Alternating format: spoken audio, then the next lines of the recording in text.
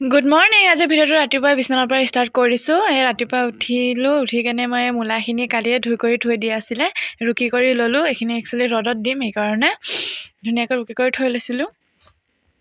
কাপোৰখিনি ওলাই ল'লোঁ, ধুই কৰি ল'লোঁ। কাপোৰখিনি ধুবলৈ মন নাছিল, কিন্তু কি হ'ব, ধুবতো লাগিবই। ইফালে মায়েও পথাৰলৈ যাবলৈ ওলালে।